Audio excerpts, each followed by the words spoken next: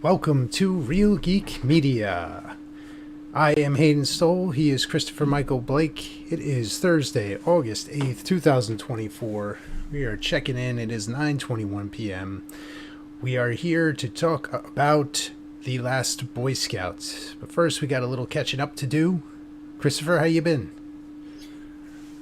Hayden, if you touch me again, I'm going to kill you. Kim Coates in that role. Where he's played like the bad guy in like a lot of movies in that era, 91, mid 90s. Sons of Anarchy. Sons of Anarchy. Yeah, he's in a lot of Costner movies too. Yes, Last Boy Scout. How was your week? How was the past 2 weeks? 3 weeks. 3 weeks. 3 weeks. We've been off for 3 weeks, Hayden. Let's see. Insomnia, not being able to sleep at night. Fun. Multiple projects, working 60 hours in 4 days a week. Talk about mental deterioration and slowing of response time and aging. And look, if you see the sheets behind me moving, it's not a ghost. It's not I'm breaking wind. I'm infested with cats. Now, you said you got another one. Today is International Kitten Day. Oh boy, Cat Day. And to show that, I figured I'm gonna let the cats climb all over the place and claw my eyeballs out. There you go. So we're ready to go. Yeah, fun. Well, it's good to be back. It's good to have everybody back. We're going to get into this. We got The Last Boy Scout this Hayden, week. I promise you there is no gun up this cat's ass. Oh, yes. Now, Last Boy Scout. This is 1991. And we have Tony Scott here. Do you like Tony Scott films? Are you a fan of Tony Scott? I couldn't pick him out of a lineup. Okay. So I could tell you that what I read online, take it for what it's worth, that the reason there was never a sequel to this movie, even though it did well at the box office, I think it made just shy of $60 million on a $49 million budget or something like that. That's not including, of course, VHS, which I'm sure it was huge at the time. Yeah. It's because a lot of these guys had egos, and they didn't like one another. So you got Joel Silver, Tony Scott, Shane Black, Yep, and Bruce Willis, and duking it out to see who had the bigger set of cojones. Yeah. I like Tony Scott. I'll give you Sorry some. to hear all of it. Top Gun, Beverly Hills Cop 2, Revenge, Days of Thunder, Last Boy Scout, True Romance, Crimson Tide, The Fan, Enemy of the State, Spy Game, Man on Fire, etc., etc. I like Tony Scott. This movie felt like, he put his touch on it, and the interesting part of this thing is, like you had just mentioned, all the personalities involved in this. You have this, Silver Pictures production. Okay, you have, like you said, Shane Black wrote the screenplay, and it feels like a Shane Black buddy movie. Like a lot of his scripts, or a lot of the things that you see, you got this unlikely team up happening. In this case, it's Bruce Willis as a kind of down and out private detective, and Jimmy Dix, played by Damon Wayans, as the kicked out of the league former quarterback, best quarterback in the league, kicked out for gambling. Unlikely combination. And that's, you look at the other Shane Black films, you kind of see some of this stuff, right? You have the Lethal Weapon, you have Danny Glover, who's the by the book detective about to retire, and then you have Mel Gibson, who's the wild card, got nothing, no care, devil may care attitude. You know, it's an interesting team up. What are your thoughts on that? Who cares? What I want to know about is I was researching this question online tonight before we came on. I couldn't find an answer, so I gotta assume it's her. Okay. But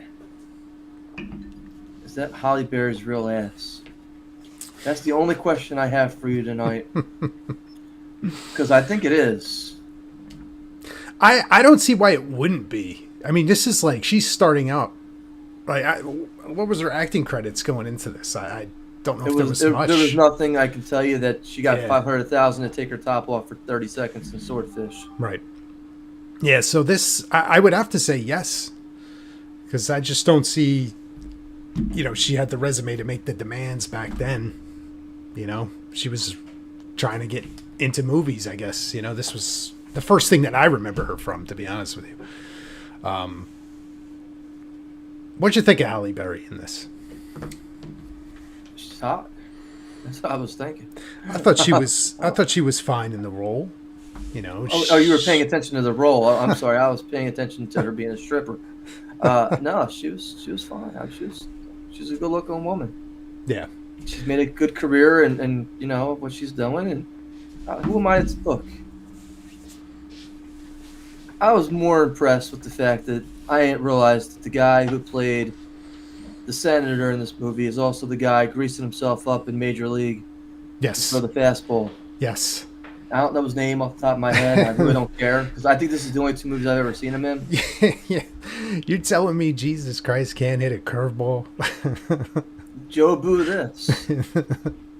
Yep. I have to agree. I don't know if he's in anything else, but he's got that memorable face, that smarmy look, and you know.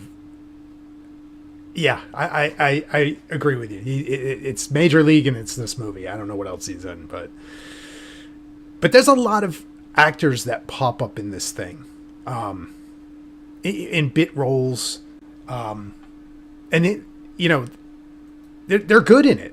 I don't think you know, this movie is nothing crazy. It's a fun, you know, buddy action movie, but you got some of these guys, Milo. Like is that guy Taylor Negron is his name. I don't remember him really from much else. He's been in a couple other things. He's in a lot of stuff. But this is the one movie that I remember him from because it's so. Because he's playing somebody straight, and he's not. Obviously, he's not. Right. It's so. His character's so odd. As the heavy. Not only that, but at the end of this movie, when they're in the football stands and he's getting ready to take the sniper shot, they must have had Donald Trump's security team out there for the Secret Service not be able to identify and pick this guy off. Yeah, he's mowing him down out of the helicopter. He's in the most obvious spot you could be at. Right. and what's Bruce Willis do? He dances the jig. He dances a jig afterwards. So this, you know, look. You were mentioning other actors in this movie, and some of who played a big character in this movie, who again has a funny, ha moment. He was in The Burbs. He's the guy who has the car crash into a swimming pool before he takes a bullet to the back of the head. Rick Dukeman. God bless you.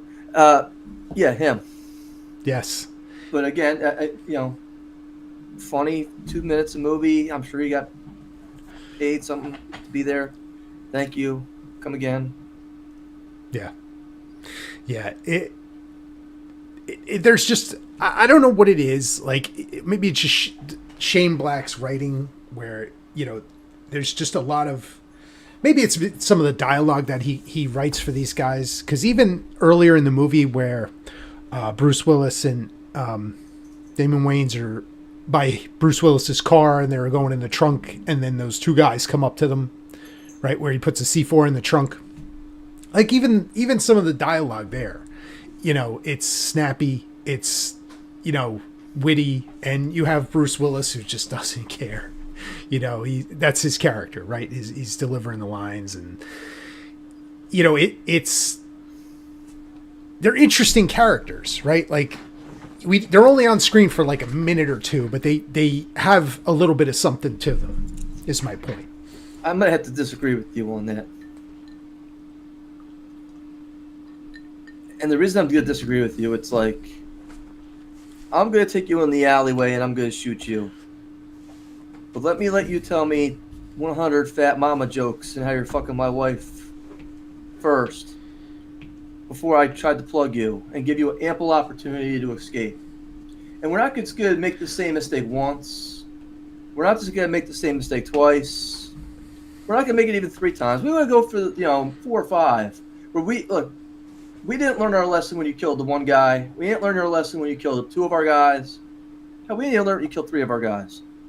We now have to learn this when you kill 6 of our guys and almost kill the main bad guy out in the pool. It's like, oh yeah, look, this guy's an easy guy. He's an alcoholic. Oh, look, he got lucky killing 6 of our guys before. Just underestimate him again. Well, let him tell you a joke or 2 first. Apparently, he's Andrew Dice Clay. Everybody forgets Andrew Dice Clay was really popular around this time, right? Mm-hmm. So of course, this is like we got to tell these awful jokes to offend people, and which like they're kind of like knockoff Andrew Dice Clay jokes. But it's entertaining. I say this for the bit parts that all these henchmen have. To me, they were interesting. They're not just kind of like just a guy with no line. Each of them seems to have a little bit of dialogue that gives you a little bit of character, and then they're dead. But I found it interesting that they at least have that much. Where usually you don't get much in it. They're just kind of guy stands there looking tough, then gets shot, right? They talk, they quip, they're not smart, no, but they're meant to just kind of let our hero shine a little bit.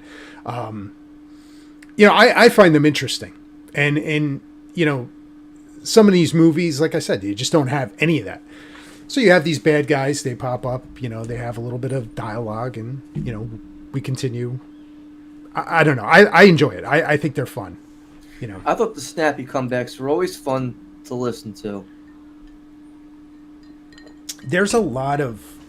But... yeah. Look, I almost felt like I was watching this through rose-colored glass. Because when I saw it on our schedule for this year, my first thought was, oh, that's a good movie. I haven't seen it in 30 years. Let's pop this thing in and go for a ride and relive some of my youth. And when I finished watching it, I said, I hope I can forget this as quickly as I've watched it. Because it's just not good. And look, some of the action scenes are okay, but it's just not a good movie. It's like... I enjoy it for what it is. It wasn't a good movie when it came out in 91, but it was a fun movie, and it was kind of... it is a sign of the times of late 80s, early 90s, for sure, right? It's thin on everything, but I enjoyed the lines. I enjoyed the villains. I enjoyed the heroes. I thought it was a fun story. Like I said, this thing is not setting the world on fire, but it was, for me, fun to watch and fun to relive again. It's definitely a relic. It doesn't really hold up. I agree with you. It's not like, this is a top movie of Tony Scott's filmography. Let me ask you a question. All jokes aside, I mean, I'm gonna make one about Billy Blanks now, though, but because face it, he's Billy Cole, right, in the movie. Yep. As he drop kicks the one guy, he's just running the football. By the way, that actually happens in the movie. I'm not joking. Yep. What does that scene have to do with the movie? Nothing. I think look, it's a great football song. That should be our Monday Night Football anthem. Right. Friday night's a great night for football. Oh, look, it's a better anthem than they currently are using for Monday Night Football. Right. But that scene has no relevance to the rest of the movie. No, it doesn't. None whatsoever. It's supposed to be about gambling. He's trying to get gambling authorized, but that scene does not come up again. Nobody really... They briefly mention him in one other scene, and nobody could care less. Yeah. And then I'm sitting there like, It's a great opening scene. It's action-packed. It's heartfelt. I don't know if I was be all those football players running to this guy who's got a gun, but, hey, more power to them. They got pads on. Apparently, they didn't see that one guy's head get blown off. So it's okay. But that opening scene has nothing to do with the rest of the movie. Right. Yeah, it doesn't. And like you said, they mention it, and it's so brief that you may have forgotten what happened, right? Like it really has no ties. It introduces the owner of the team. You get a tiny little clip of Milo on the telephone. That's it. That's the only thing really that carries on through the film. The rest of it doesn't really mean anything. You see it as the opening scene, and you're just like, oh, okay. And then when there's nothing to do with, you would think, oh, maybe there's an investigation. Nothing. No, we're off on somewhere else with totally different characters at this point. So yeah, it is kind of haphazard as far as like, what they were trying to convey there. I couldn't tell you. I don't know. Because even the line he says before he shoots himself, he's like, he kills like 2 or 3 players, and then he shoots himself. He's like, life's a bitch. Yep. Okay, well, did you have to kill the other players? I don't know. But yeah, you said that was Billy Blanks. It was typo. Yeah, which is just, I don't think I ever really noticed that till you said that. Now that you say it, I'm just like, holy shit, that is Billy Blanks. Interesting that he was cast in that. We gotta watch one of his movies for next year. I gotta put that on the docket. Listen, while you're on it, let's put Stone Cold with Brian Bosworth on the docket. That's a pretty good movie. Actually. I enjoyed that movie. From what I remember, it was up all night when I was watching that. With Joe Bob and the chick with the big tits, Rhonda Shear. That was her name. I can't believe I remember her name. That's amazing saying that I remember her name. But okay, sure, why not? That's a not a good movie, but if Lance Henriksen. Oh, I like that movie. I thought that was. I enjoy it. Like, I haven't seen it in, it's got to be 30 years. So, let's throw that one on the list for 25. But, and we're not here to talk about that. We're here to talk about the dead squirrel in the car. All right, listen, I got to say, like, watching that scene was funny. It was funny. And then when he gets the kid and he's got the gun and the kid is screaming, just like, I was laughing out loud. I thought that was funny. Bruce Willis at this point, like, coming off of Die Hard 2 at this point? Die Hard 2 was the last movie that him and Joel Silver kind of did. It was him, that, and Hudson Hawk. And after that, they kind of separated their ways at that point, and that was a wrap for them. Now, Hudson Hawks for me is one of those stupid movies I actually kind of enjoy for the singing. I can't look. You might be swinging on a star, but that's okay. And because there's so many good things that could have gone right with that movie, and this did not. I mean, Danny Aiello and right. I forget who the bad guy who played the old Gambit. It was a great actor from the. James Coburn? James Coburn. Oh, yeah, Coburn. James Coburn. So, yeah, I mean, just, there's so many things that could have gone right in that movie and just did not. Yeah. Da Vinci and the whole aspect. I mean, look, it was what it was, but I'm going to throw you a nugget here for the fans, because I did not know this before doing my research tonight. Take this for what it's worth. It's internet gossip, but Shane Black had a different ending for this movie. What was the original ending? And Bruce Willis was the one who advocated for the change, as well as the NC-17 censors. Okay. So originally in the script, the wife gets kidnapped by Milo and is, don't laugh because it's not funny, about stripped naked and forced to perform a snuff scene. And as Milo pulls out a chainsaw, that's when Bruce Willis comes in. But she kills Milo at the end. And they did not. He thought that was too close to Die Hard, where he's trying to save the wife. Okay. So he didn't want to have that similarity there.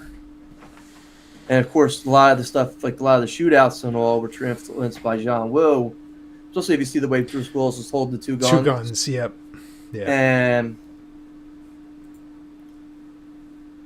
a lot of this stuff was changed for the censors. A lot of the action sequences were changed because they were going to give it an NC-17 rating. So they cut back and dialed back a lot of the action that was out there. Interesting. Yeah. Interesting. And I don't know. Like, do any of the action sequences like stick with you, or is it just run of the mill? You know, look, I thought that the limousine with the changing of the suitcase was interesting at the time. Right. But look, the guys, again, they got 6 bad guys around them. I'm going to tell a joke into this cat. And, you know, I'm just like, motherfucker, no. Shoot him in the kneecap. Do something. Yeah, and look, they bad guys even have them. They take them out by the pool, and then, well, no, we got to go into the whole dialogue on why this is actually happening now. Right. Yeah, it's like, come on. Really? Look, you buried Jimmy Hoff out in the left end zone. You couldn't put him out in the right? Yeah. You're not wrong. I just don't think this is the type of movie that logic applies to much of it. Look, again, one of those movies that growing up in the 90s, I loved watching. Couldn't wait for it to come on. We'll pop it in the DVD player. Right. Predator, Die Hard.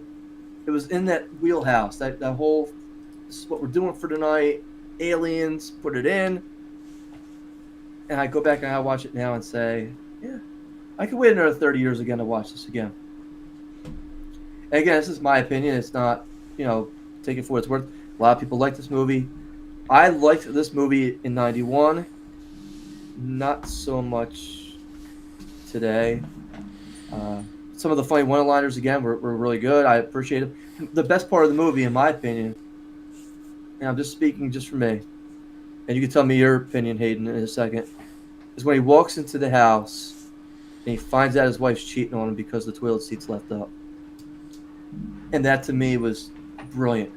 That is wow, okay. Yeah. And then he's arguing with his wife. And who hasn't been there where you're arguing with your wife? And your wife's like, oh, yeah, you're crazy. You're acting...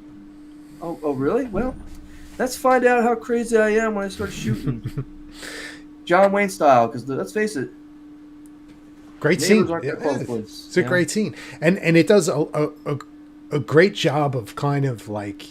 Because we've already met Bruce Willis at this point as the just drunk, passed out in his car, right?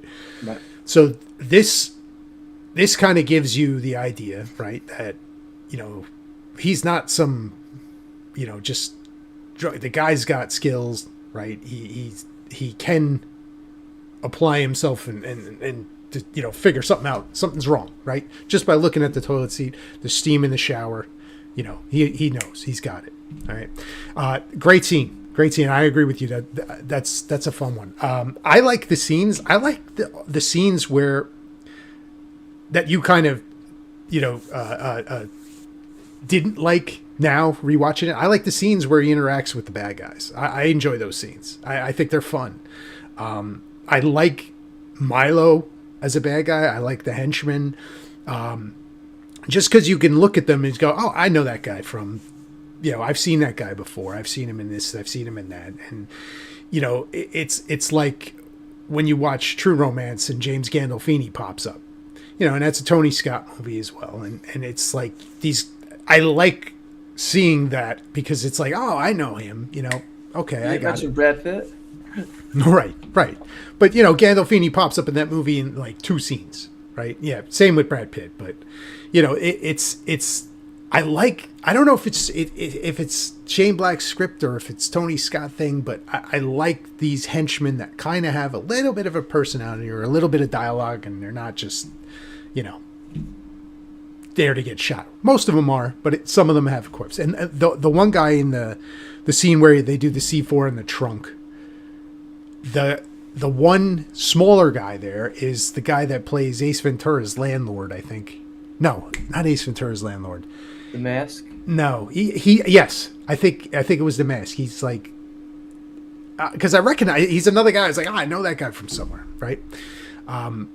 I don't know. I thought those scenes are fun, and you get a lot of one-liners. I've had forgotten how many like one-liners and quips are in this movie. I totally forgot, and it's like every scene or something. Sky is blue. What is it? The water's wet. Yep. So I don't know. Sky is blue, water's wet. Women have secrets. Yeah, there you go. Yeah. Yep. There's so much, finger scale with Bruce McGill showing up. I don't know. I like this movie. It still works for me today. I had a good time watching it. It really, the nostalgia of it, and some of the stuff you're just like, what? But I like it for what it is. I enjoy it. It was fun, and it's been. I couldn't tell you the last time I watched this. I really couldn't. Hayden, I'm sending you back in the DeLorean in 1991. And they even make a Back to the Future joke in the movie about going any faster, you're going to go back in time. And I remember that. Okay. The highway chase scene, Damon Wayans says it, where before he writes bomb on the draws the picture. Yeah, I don't know. Hopefully we can revisit some other Tony Scott movies in the future. But for me, this one was a lot of fun. Look, the one-liners in this movie carry it, in my opinion. Bruce Willis carries this movie. He's great. Yeah. And then, of course, you got Damon Wayans, who I personally like. What'd you think of... I'm sorry. What'd you think of Damon Wayans? Not a totally comic role, a little bit of action, some serious scenes. What'd you think? His entire career from Living Color to this movie, I like him as an actor. Yeah. I like all the Wayans brothers as actors, though. Yeah. There's no rhyme or reason. Even the stupid roles, whether it's White Chicks or... Scary Movie. Ivory. They're great. They're not the best, but they're not... I've seen worse. And I appreciate the fact that they have range. It's just not like a one-trick pony like a Kevin Hart. Right. I don't say that, but that's exactly what it is. That's true. Yeah. Talk about box office and the movie Borderlands. I'm just sitting here shaking my head already about it. Damon Wayans, in the scenes where he talks about where he's in the shower, right, or in the bathroom, and he's about to do a line of coke. Bruce Willis catches him, and he talks about all the pain and the suffering he's been through. I thought he was great in that scene. And, like you said, coming into this, he was known for the comic stuff and in Living Color and, the goofy side of it. But he really, in those scenes where he had the serious lines and the serious, things to talk about, I thought he was good. I was, more impressed now than I think I was back in 91 when I saw this. I don't think I had a appreciation for something like that, back then. So rewatching this, it was like, he's actually not bad, with the serious side. Hayden, I'm going to steal a horse, and then I'm going to throw a football that's going to stop a bullet. Not that the bullet couldn't go through the football. The magic and hit its target. The magic football. What a throw! But then the bullet's gonna the ball's gonna explode. And it's just not gonna go through the ball. Yeah, it's just to explode. Blow the ball, and everything's gonna blow up. And he threw that ball with the hand that was shot. Well, and not only that, but was it shot or was it stabbed? I forget. I thought the owner of the team shot him in the hand. That's what. Okay, when he used the shotgun blast to set the fire, I thought that was pretty cool too. I do have to admit that. I thought that was. Yes, the kind that shred. Yes. Yeah. Yeah, it was enjoyable. I recommend it. Go watch it. I can't say the same. I would say, hey, look, 91. It was. If you're watching it for Halle Berry's ass, it's not in it enough. No, it's not. But you can stop the movie after 15 minutes and save yourself some time. Go watch Swordfish. Go watch Monsters Ball. Monsters Ball. Billy Bob Beanbag. It's a pretty good movie, though. It is a good movie. Yeah, it is a good movie. Hey, you know what else is good? What's good? A way to attract and gain new sponsors. Tell me. Where can you go to get your dollar value nowadays for your advertising of your business? Do you know? I know one place. Go ahead, Hayden. It's right here with us at Real Geek Media. Hayden, are you going to hear a bunch of corny one-liners like from Bruce Willis while you're doing your advertisement? No. Yes. We could, though. Yes. No, you are going to. No, there's no doubt about this. You are going to be hearing corny one-liners. Possibly while Hayden's in the bathroom doing a line of coke. Tell me about his football careers on the Great Lawn in Monmouth University. Slingshot era. Remember you? The Great Lawn, yes. Yes, yes. I remember. Look, your sister and I, you forgot your freshman year where you were on your back more than the cheerleaders were. But that's okay. Here at Real Geek Media, your business can afford a sponsorship, and that's the important thing. Consider running an advertisement during one of our podcast shows. Do you know that we're running a summer special right now, Hayden? Yes. How much? How much for an advertisement? Do you remember? We down to, is it 10? $30, Hayden. It's a 30? Look, we're not on the value menu yet. $30, you Get in can, there. yeah, just don't go get McDonald's, get a sponsorship, you know? They both cost 30.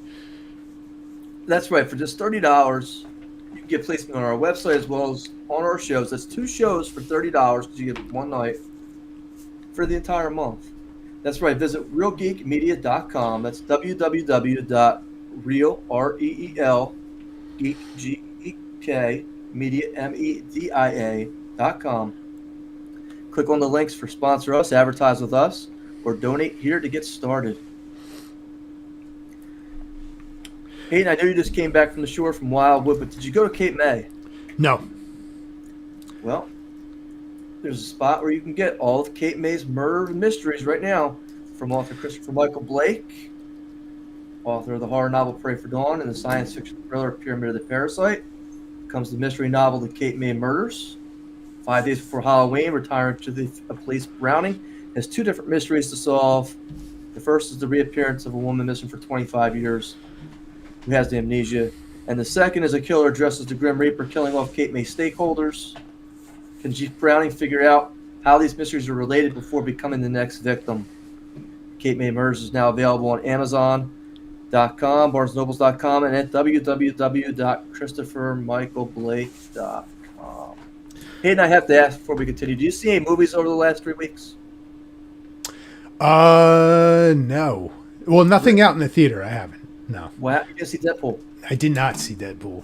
I did not see it. Okay, all right. So I got to tell you, I've seen a whole bunch of movies these last 3 okay. weeks. Okay. What did you see? I'm assuming Deadpool, Wolverine, and what else? Deadpool, Wolverine. I saw Twisters. Twisters, okay. And I also saw Long Legs. You told me about Long Legs. Did you enjoy Twisters? I don't want to talk too much about Wolverine, Deadpool, because I believe we're doing that next 2 weeks from now. Is that right? I think I it's... don't want to solidify it if you haven't seen it. So No, hold on. I'll get it. Hold on, let me just look at the schedule. I got it right here. I know we were behind for various reasons. And We have The Departed next, and then it was Deadpool, Wolverine. But if we need to move something around...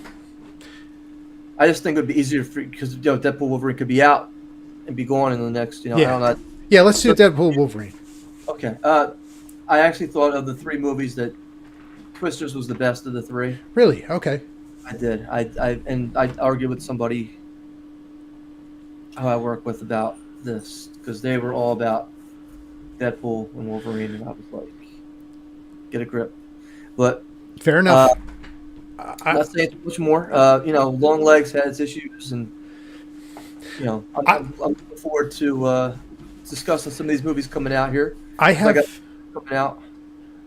a, Marvel's not really in good standing with me right now, so I might have to try. With this.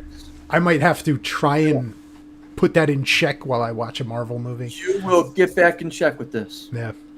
I will tell you that you will get back in check with this. Okay. Okay. And I'm not a Deadpool beater whatsoever. I ain't particularly like the first two. First one was okay. The second Yeah, one, second one, not for me. no, but it does, and especially if you haven't read any of the internet articles about it, I've I know, avoiding it like crazy. and that's the way to go into it because there's some surprises in there. Okay. So I mean, some of them you can't avoid, but Right. Like even at my job, people are like, "You haven't seen it," and they like go off in the corner and talk about it. I'm like, "Sorry." don't get fired. Yeah, Yeah. talk about it for me, you will get fired. Yes. But Aiden, today we're talking about the biggest movie coming up of the year. It Ends With Us, the Blake Lively movie. All the women are talking about this movie. Really? Oh, I mean, I don't know. Do you talk to women? This is the first time I've heard of this movie, to be honest with you. Yeah. So It Ends With Us. Blake Lively. I guess she falls in love with this guy, and he has a little bit of a temper issue. So she kind of, her old flame kind of pops back up, and she sees a lot of her parents' relationship in the current relationship that she's in. That's what I got from the trailers, anyway. Okay. I don't know. Uh, It Ends With Us. do you have any? When does this come out? Friday, tomorrow. Okay. Yeah. It Ends With Us. $25 million budget. I think it's gonna make that back opening weekend. Really? I think so.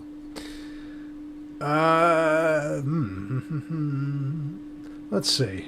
I'm gonna go with. Man, I don't know anything about this film. Let's go with. Vacation too long. Yeah, seriously, I'm out of the loop. Do you think it's going to do 25? I think or more? I'll put the first number out there. I'll give you 32. I can't tell you when the last time a romantic movie came out that women will drag men to. Let's face it, all the simps all the women who got drug out to go see Deadpool and Twisters and Long Legs. They're getting revenge right now. This is their time to go out and go see this movie. I gotta say 32. 32. All right. Not only that, the box office has been in fuego, and we've been underestimating every movie so far for the last week. That's fair. I know we didn't cover our box office totals from the last week, and I didn't even bother to look because I know I got beat up so bad. But I'm here to tell you, I think 32 sounds about right. Let me go 28. Okay. 28. I gotta watch a trailer for this thing. Hayden, this is the next movie, and I think this is gonna be the start of the bombs. Oh boy. Borderlands. Nobody's asking for. That looks atrocious. Here's my first thought when I saw the trailer for this thing was it looks very Why oh why? It looked very much like Guardians of the Galaxy. Okay. Now, I like Eli Roth. I don't know how he ended up directing this movie. You have a decent cast for this type of film, but I don't know. I don't know. So, like my initial comparison, like I said, all I've seen is the trailer. It's like very Guardians of the Galaxy. So I don't know. I did see some horrendous Rotten Tomato critics and scores. Said yes. Yeah. So I don't know. Does this film have a big enough video game fan base that is actually going to turn out for it? I haven't got a clue. I don't know. I imagine this has got a sizable budget. Yeah, 110 to 120 million budget. You might as well just flush that down the toilet like you did with the heroin. Yeah, I don't know. Opening weekend. You ready? I'll give you the number. I'll start this one off. Good. And I think I'm being generous. 17 million. I was thinking It's like 15. I thought 15 at first, but then I thought we underestimated every single one. See, here's the thing, right? Like, no matter what the critic score is, and as terrible as it is, what is the fan base? Like, Gamers. Teenage gamers. So are they going to go to see it this weekend? If they hadn't seen Deadpool... a teenage gamer is not going to have a wife or a girlfriend dragging him to the Blake Lively movie. Right. So is this an R-rated movie, PG-13? And I would hope it was R. I would hope. So, I don't know. Maybe it'll overperform. Bad movies do that sometimes, right? Doesn't mean it's not going to make some money. I don't think it's going to touch its budget, but, I don't know. Maybe it hits 20. Maybe. I don't know. Give me the number, Hayden. I'm going to stick with 15, but I wouldn't be surprised if it does higher than that. Well, look, for $110 million, I mean, it's just... I mean, look, let's face it. I've been to a lot of movies the last couple weeks, and I have seen 0 trailers for Borderlands. 0. I think the last time I saw a trailer for Borderlands was Furiosa. And that was, what, May? April? Yeah. It's been a while. Maybe like the end of the winter, early spring. But let's say the movie's very similar to Guardians. Okay, let's say it's similar. No, I'm just saying. Let's say it's similar visually, and maybe it has a similar kind of, we're all kind of mercenaries that are going to band together. Maybe it's similar. Maybe it has those things in common. Let's say it's like that. And, you have, because of the Marvel name, obviously Guardians was huge, right? So let's say this movie's decent. Maybe the audience likes it. Critics score, I don't put much stock in, right? The critics can be bought and sold, and, I don't trust that. Like they say movies are great. When I watch it, I was like, this is a piece of crap. Like I don't see what you're saying unless you took the money, like to shill for it. No, you can't put much stock in. Like you had said about Rotten Tomatoes, none of that stuff is like legit. You got to look at the audience score, but I don't know. I just don't, you're right. There isn't much marketing behind it. I couldn't tell you the last time I saw a trailer. It was in the theater. And it was, I don't even know what it was attached to, but that was months ago. So, if I'm going to stick with 15, but okay. I don't know. We'll see.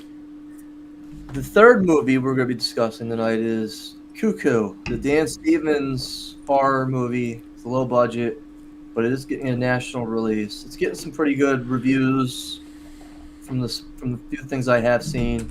The trailer looks very confusing. Yeah. However, if you don't mind, I'll start off again. Go ahead. I'll let you get the last one in starting off.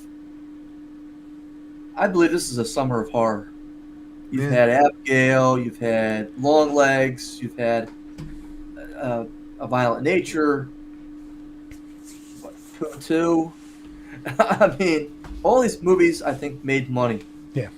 Which is what anybody cares about, is if you can make a decent horror movie on a low budget. Hint, hint, Hayden. I'm trying to tell you something. You know what it is. I know. And I believe this budget was $7 million. 7. Okay. Wow. Yeah. I mean, I hope Dan Stevens got a piece of the back end. I don't know what, I don't know if he's just trying to gear himself up to be a horror convention celebrity. I mean, I don't know. He doesn't need that. I mean, look. No, he's a good actor, man. I like him. Yeah. I think this does $9 million opening weekend. So I'm not going crazy saying this is a $100 million movie. I will probably go see it because it's a horror movie. But like all the ones you had said, those horror movies with very low budgets have all made a profit. For the most part, have turned a profit. So you said, what was the budget on it? 7? 7. So you think it makes it back opening? I'm gonna go 4. Okay, fair enough. I think on a $7 million budget, it'll make its money back, but I think it'll take a little more than opening weekend. But that's like guaranteed profit. especially going on demand and everything else. I mean, Yeah. it's got some decent reviews. Hayden, the last movie we're going to be talking about comes out next Friday, and it's the one you've been waiting for all year long. Yes. Alien Romulus. Yes. I can't wait for Alien. I can't wait for Alien Romulus. Give me 1 second. I need to check budgets on this. Because I don't think the budget was out of control for this movie. I think it was reasonable budget. I can't seem to find it. I think they initially wanted to put this thing right on Hulu, the way they released Prey. So it wasn't going to see a theatrical release. And I'm glad they changed their minds, because Alien on the big screen is where it belongs. Opening weekend, I'm going to go 50. Wow. So I found the budget here. It is $40 million. 40. Now, Hayden, again, we just got done talking about Last Boy Scout and the rose-colored glasses going back in time. And I think you're stuck there still. And I'm going to tell you why I think that. I have empirical evidence to back it up. It's just, when you look at the last two Prometheus movies with David, big hype, Ridley Scott. We're going to get back to the origins. We're going to find out how these aliens were made. Not bad movies. I don't think either one of them are not great, not terrible. And I don't seem to think they did so well in the theaters. And the fact that it's an R-rated film, I got to go a lot lower. I have to probably go 22. It's just as a guess. I know you're a little bit more excited about the trailers than I am. I'm having a tough time trying to figure out why these woke people are running around the universe trying to get off their planet. I don't know. I just... Here's... I think a lot of people were... I think Prometheus was high in concept and way too mystery boxy with any kind of resolution. I enjoyed it. It's a beautiful movie. All the designs, and it's really shot well. Ridley Scott is tremendous at that, but he's lost his touch as a storyteller, in my opinion. I will say this about Alien Covenant. I think the first half of it is a tremendous Alien movie. I think the second half, where it is Prometheus 2, is pretty terrible. And I think this movie is taking the audiences back to the roots of horror, sci-fi horror, and we're not going to worry about some robot who, became off on his own and created. No, this is this group of people on this station fighting for their lives. And I think, we'll see. It could be 20. I don't know. I think the trailers did enough for me to bring this thing back to its roots, which is what I wanted in Prometheus, what we partially got in Alien Covenant. But we'll see. We'll see. I have faith in this director. Fede Alvarez. What was that? What was the one with the blind guy, Christopher?